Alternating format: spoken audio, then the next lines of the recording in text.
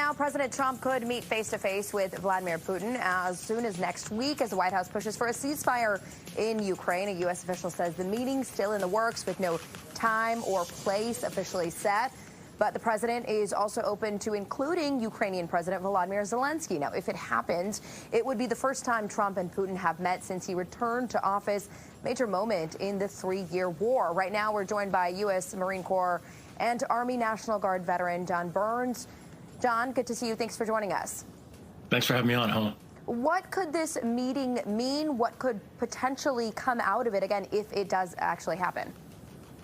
Well, hopefully it leads to a ceasefire first and then negotiations that will eventually lead to a peace settlement.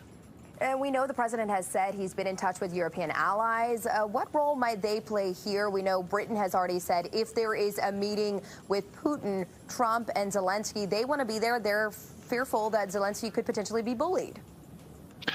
Well, personally and professionally with Concerned Veterans for America, we hold the position that the Europeans should really be taking a much greater role in European security.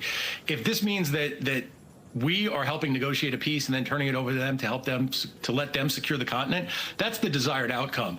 I think the time is past the Europeans holding out for a total Ukrainian victory. I think it's very clear at this juncture that NATO membership for Ukraine is off the table.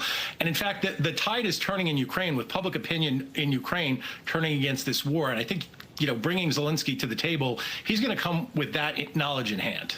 The war has gone on for 3 years. It seems to be benefiting no one.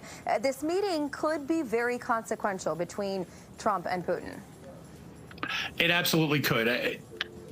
Putin did not want to negotiate outside the presence of President Trump.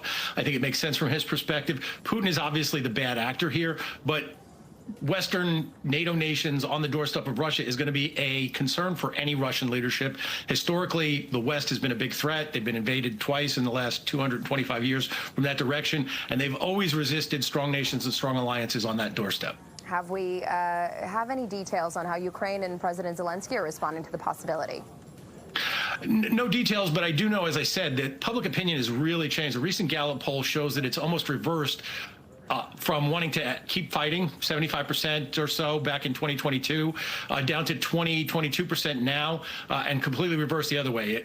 24% wanting to stop fighting back in 2022, and now 69% wanting to end the war. So that's a really significant fact that President Zelensky has to bring with him. And again, this could really be the key moment.